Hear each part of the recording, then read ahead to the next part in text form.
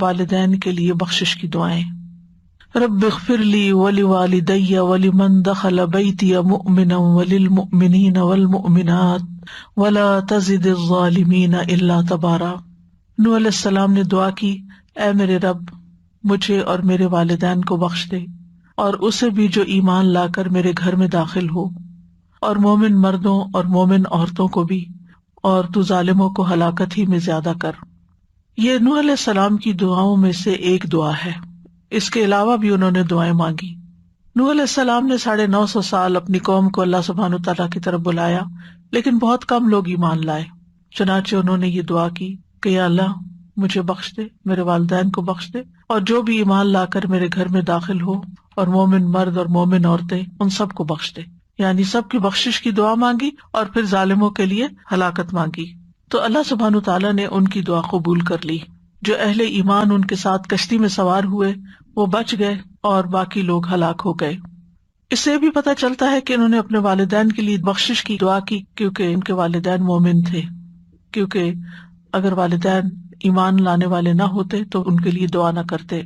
تو یہ دعا دنیا اور آخرت کے اہم مقاصد پر مشتمل ہے کہ انسان سب سے پہلے اپنے لیے دعا کرے، پھر والدین کے لیے، اور پھر آدم علیہ السلام سے لے کر قیامت تک تمام مومنوں کے لیے، زندہ کے لیے بھی اور مردہ کے لیے بھی عام بخشش. اور یہ انہوں نے عاجزی اختیار کرتے ہوئے اپنی بخشش کی بھی دعا کی، حالانکہ وہ نبی تھے.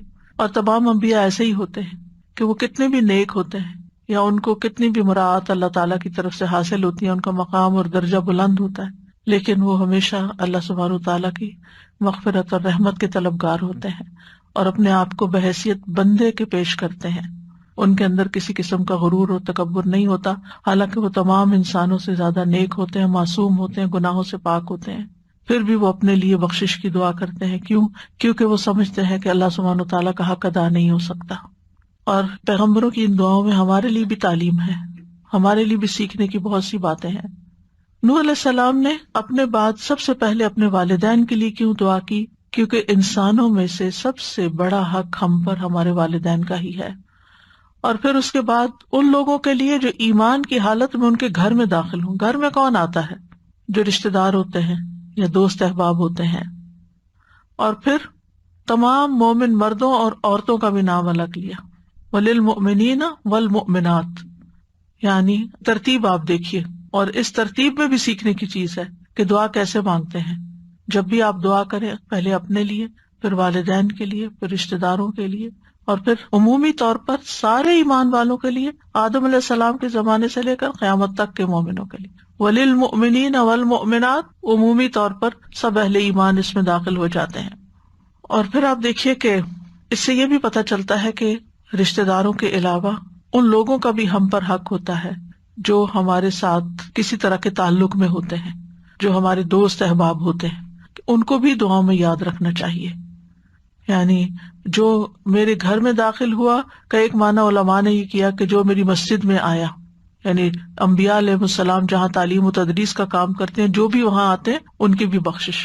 ایک معنی یہ بھی کیا گیا کہ جو میرے دین میں داخل ہوا، یعنی جس نے میری دعوت قبول کر لی. اور اس کے علاوہ پھر میری قوم کے مومن مرد اور عورتیں، اور دوسرا یہ کہ قیامت تک آنے والے مومن مرد اور عورتیں.